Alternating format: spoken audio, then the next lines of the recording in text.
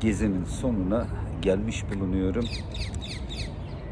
Aşağı yukarı 7 gün planlayıp şu zamana kadar, yani son güne kadar bir sıkıntı yaşamadan planlarım dahilinde gezdiğim bu gezimin artık yarın dönüşü başlayacak.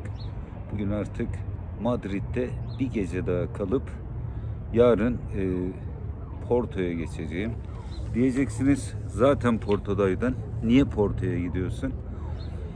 Madrid'den ucuz bilet bulamamıştım. Porto'dan çok uyguna ucuz bilet buldum. Eşimin yaşadığı Karlsruhe'ye, Almanya'ya 25 euroya dönüş bileti buldum. Geliş biletim de 20 euroydu. Yani şöyle söyleyeyim, 45 euroya Porto'ya gidip geliyorum. Almanya Karlsruhe'den Ryanair aracılığıyla, işte bir sırt çantamla birlikte. Hani zaten gezdiğim için bir sırt çantasını artık toparlamak bana kolay geliyor. Hatta fazlalık koyduğum şeyler bile bana engel oldu diyebilirim. Abi, bazı arkadaşlar şunu söylüyorlar: ya arkadaş, emekli oldun, Türkiye'de emeklilerin hali ortada, sen nasıl geziyorsun bu şekilde? Altın mı buldun, hazine mi buldun? Kimi arkadaşlar biraz imalı da olsa, eşim Almanya'da diye acaba o mu sponsor oluyor şeklinde sözler söylüyorlar. Yani neticede kendi kazancımın dışında para harcayarak gezmeyi düşünen bir insan değilim. Çok lüks gezmesini seven ya da gezecek imkanı olan bir insan da değilim. Yani eşimin Almanya'da, Karlsruhe'de olması, etrafında yer alan havaalanlarından işte boş vakitlerimde, zaten emekli adamın boş vaktinden başka bir şey yok, uygun uçak bileti bulabileceğim yerlere bakarken çok sık kullanılmayan, yani Türkiye'ye Karlsruhe'den Türkiye'ye uçak var mı bilmiyorum. Belki çok sezonlarda ekstra, yetmediği zamanlarda koyulabilir. Küçük bir havaalanı, Baden-Baden. Oradan özellikle bu Güneybatı Avrupa ülkelerine, İspanya'ya, Portekiz'e çok uygun uçak biletleri vardı. Ryanair'de zaten genelde böyle küçük havayollarını kullandığı için o da genelde indi bindi yapıyor. Bir hemencik etrafı toparladıktan sonra 1-2 saat içinde kalktığı için bilet fiyatları da ondan ucuz kalıyor anladığım kadarıyla, veya o şekilde rekabetçi olabiliyor. Karlsruhe'ye, havaalanına kadar zaten Almanya'nın Deutschticket denen bileti var. Birçoğunuz duymuşsunuzdur zaten. Bu 49 euroydu. 2025 yılının Ocak ayından itibaren, 1 Ocak'tan itibaren artık 58 euro oldu. Yani Deutschticket'im olduğu için Karlsruhe'ye hiçbir masrafım olmadı. Zaten onu burada olduğum müddetçe her ay alıyorum, yenileyebiliyorum. İşte onunla Karlsruhe havaalanına kadar hiçbir masrafım olmadan geldim. Porto'da 2 gün bir hostelde kaldım. Yanlış hatırlamıyorsam 26 euroydu 2 günlük kalma bedelim. Yani yanıltmış olmayayım size. Yani 3 aşağı 5 yukarı, yani bir 3 hafta öncesinde falan almıştım. Belki aynı gün biraz daha fiyatlı olabilir. Nasıl uçaklarda müşteri durumuna göre ayarlanıyor, o şekilde olabilir. Porto'da toplu taşım hiç kullanmadım. Havaalanından şehir merkezine yaklaşık bir 10-11 kilometre kadardı. Yani yolları birazcık karıştırmasam, hava kararacak diye direkt kestirmeden geldim. Asıl amacım okyanus kıyısından okyanus kenarındaki plajları, birkaç anıt vardı, onları görerek gelmekti. Ama direkt şehre gelmek zorunda hissettim kendini. Hava kararacağı için, kış ayı malum, havalar daha erken kararıyor. Onu pek ayarlayamadım işin açıkçası. Hani birçok insan sanıyor ki işte Çok da züğürt geziyor sanıyor. Alakası yok. Ben gezerken inanın yani Türkiye'de de öyle. Aç karnına gezmeyi çok seviyorum. Yani insan aç karnına gezdiği zaman kilo probleminde olduğu için çok daha rahat hareket edebiliyor. Yürürken, gezerken başka ihtiyaçları da olmuyor tahmin edebileceğiniz gibi. İşte onlar için vakit harcamamış oluyorum. Onun için genelde bir öğün yiyorum. İşte gezi bittikten sonra akşam üzeri 5, 6, 7 neyse o saatlerde ve genelde yurt dışında tabiri caizse peynir ekmek yiyorum. Yani hani domuz hassasiyetim elbette ki var. Her Türk vatandaşı gibi, her Müslüman gibi. Ama hani şimdi diyeceksiniz içki içiyorsun. Ya o farklı bir şey. Yani domuz da günah, içki de günah ama öyle bile bile domuz eti yemek veya işte şüpheyle bir şeyler yemek istemiyorum.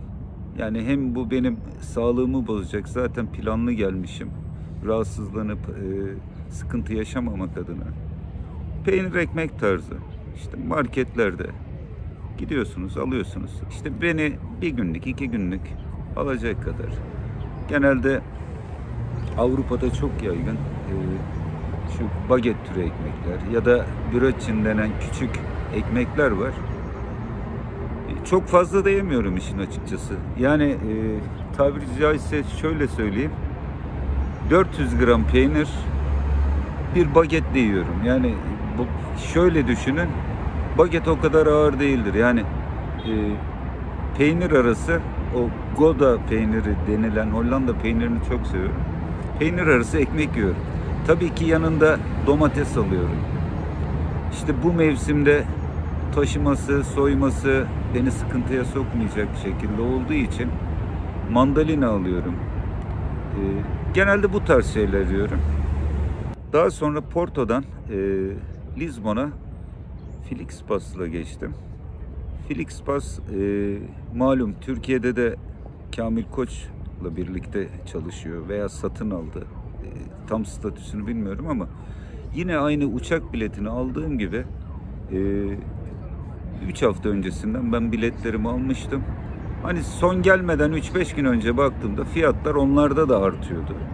Yani yine yanlış hatırlamıyorsam 230 liraya falan 239 liraya ben Porto'ya geldim. Yaklaşık 3-3,5 saat bir mesafe. Lizbon'da da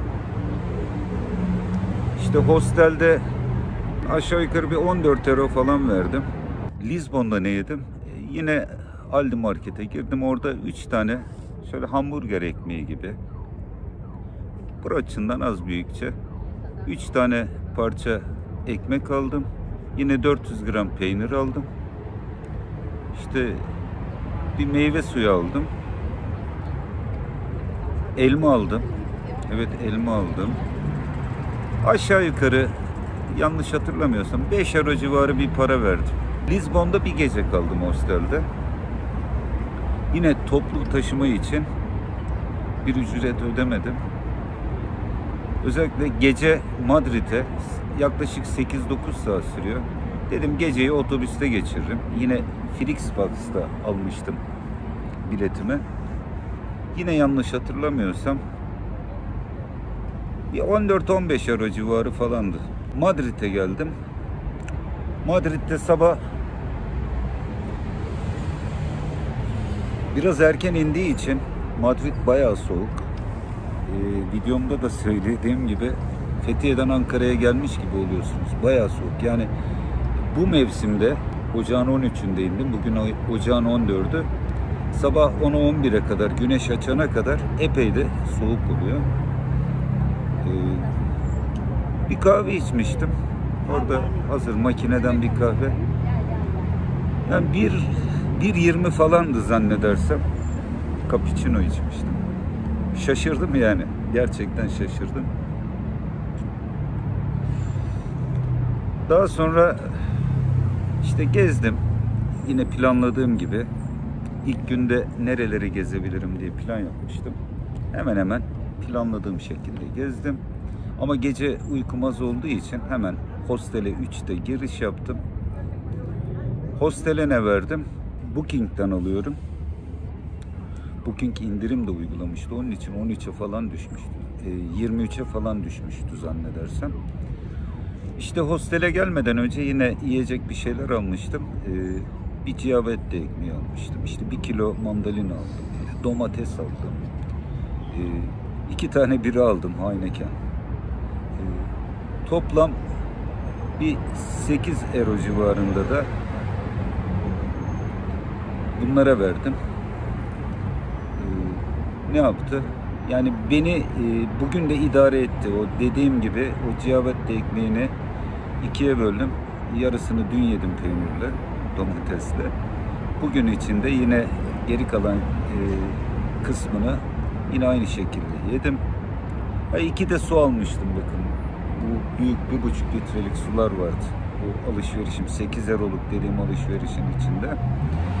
Yine Madrid'i de toplu taşıma kullanmadan geziyorum. Bu akşam dinlendikten sonra sabah 10'da Porto'ya Filipas'la gideceğim yine tekrar. O biletimde takriben yine o da 9 saat falan sürecek. Yanlış hatırlamıyorsam 599 liraya almıştım herhalde. Yine 15 euro falan yapıyor yapmıyor yani bir şekilde. İşte akşam varacağım için tekrar hostele girip çünkü uçağım sabah 8'de, sabah 5'te havaalanında olmam lazım. Yani hostele girsem 5'te havaalanında olmak için toplu taşım da kullansam saat 3.30-4'te kalkmam gerekiyor. Kalkarım kalkamam diye daha önce bunu tecrübe etmiştim Bratislava gezimde. Onun için zaten akşam saatlerinde Porto'ya geleceğim için Porto'yu birazcık gezdikten sonra oradan havaalanına geçeceğim. Havaalanının yanında da AVM tarzı yerler var. İşte ona kadar oralarda takılırım diye düşünüyorum. Aşağı yukarı havaalanına geldiğimde bir 150 euro kadar bir harcama yapmış olacağım. İşte Karlsruhe'den de Porto'dan Karlsruhe'ye uçak biletimi de 25 euroya almıştım. 175. Hadi kıvır zıvır bundan sonra harcayacaklarımla da 200 euroyu buluyor veya bulmuyor. Bizim paramızla çevirdiğimiz zaman yaklaşık 7500 lira yapıyor. Türkiye'de herhalde metropollerden, İstanbul'dan ya da Ankara'dan bir Fethiye'ye bile otobüsle bile gidip gelseniz, bir hafta kalsanız 7500 lira masrafınız her halükarda olur kanaatindeyim. Böyle yani bu şekilde geziyorum ben. Ya bundan keyif alıyor. İnanın yani zaten gezmek keyif işi. Keyif almasam zaten bu işi yapmam. Onun için hani bu da cevap gibi olsun. Hani kimseye bir şey ispat etmek zorunda değilim. Ya da hava civa yapmanın da bir alemi yok. Gerçekler bu yani. Yani hosteli şunu söyleyeyim. Birçok insan burun kıvırır. İşte koğuş sistemi, bilmediğim insan, her çeşit insan denk gelebiliyor. Kadın, erkek. Kadınların ayrıcalığı var. Onlar isterse kadına ait odalarda kalabiliyorlar. Diğer odalar karma oluyor genelde. Hosteli kullanan insanlar aynı benim tarzımda gezen insanlar olduğu için benden daha genç insanlar. Bir Madrid'de denk geldim benden daha yaşlısına. Ve onlar da hep gezmeyi düşünen, yani ucuz, çok masraflı gezemeyecek olan öğrenci kesimi. Çok keyifli çocuklar. En çok zaten hayıflandığım nokta bu hostelde insanlarla yani sohbet edememiş. Anlaşıyoruz bir şekilde. Yani çat pat İngilizcemle. Ama böyle geyik yapamıyoruz, yani sohbet edemiyoruz. Keşke, hani hep derler ya, bir dil bir insan, iki dil iki insan. Keşke dilimi daha önceden geliştirebilme imkanım olsaydı. Tek eksisi o. Yoksa yani bu zamanlarda, günümüzde artık gezmek çok sıkıntı değil. İşte telefonlar hepimizde olduğu gibi bende de var. İşte bundaki navigasyonlarla yönümü, gezeceğim yerleri belirleyip, yani kimseye sorma ihtiyacı duymadan, çok sıkışmadıktan sonra, internet olduktan sonra, yani interneti de söyleyeyim, internete para vermedim ama para verseydim bir 12 dolar da ona ekleyin. Yani eşimin değiştirdiği bir hat vardı. Daha süresi vardı onun, 5 ay. Onu aldım yanıma. Onun internetini kendi telefonumda kullanıyorum. Onunla aynı zamanda navigasyonu şey yapıyorum. Hem de şarjımı böyle daha tasarruflu kullanma imkanı da bulmuş oluyorum. Yani böyle arkadaşlar. Yani bu işler çok zor değil. Hani hosteller, koğuş sistemi, dediğim gibi birçok insan bunu yadırgasa da benim için çok sıradan. Ben 11 yaşında yatılı okula gitmiştim. Devlet parası yatırımında okumuştum. Oradaki odalarımız 12-14 kişiydi. Bu kaldığımız hostellerde işte Porto'da 8 kişilikti. Lisbon ve Madrid'de 6'şer kişilik odalar. İşte tuvaleti, banyosu ortak kullanıyorsunuz. Her yatağın başında elektrik prizi, ışığı var. İşte bazı hostellerde, bu Madrid'de öyle değildi, perde yoktu. Aslında perdeli hosteller daha güzel oluyor işin açıkçası. Daha rahat hareket edebiliyorsunuz. Hani ışık yansa insanlar geldiğinde rahatsız olmuyorsunuz. Kafanıza göre takılıyorsunuz. Yani böyle. Yeter ki istenilsin. İnsan istediği zaman yapamayacağı hiçbir şey yok. Ben ne ilkim ne sonum. Hani yaş itibariyle yadırgıyorlar beni. Yani artık 55 yaşına gün aldık 2025 yılında. Gençler gibi kendini ne sanıyorsun, geziyorsun şeklinde.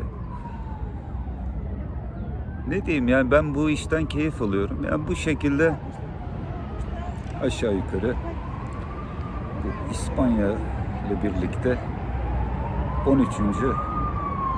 ülkemi de görmüş oldum. Darısı sizlerin de başına diyeyim. Her şey gönlünüzce olsun. Ya şimdi hatırıma geldi. Toplu taşım kullanmıyorum dedim size ama evet, gerçekten öyle. Yani bu 6 gün boyunca aşağı yukarı 126 kilometre yürümüş. Yani ilk gün 26 kilometre, ikinci gün 21 kilometre, üçüncü gün 18 kilometre, dördüncü gün 27 kilometre, işte beşinci gün 17 kilometre, bugün 17 kilometre ve yarın da muhtemelen bir 20 kilometre kadar yol yürüyeceğim. Yani aşağı yukarı bir haftada sırf bu gezi amaçlı 146 kilometre yol yürümüş olacağım. Hostele gitmeden mandalinimi de yiyeyim izninizle. Her şey gönlünüzce olsun.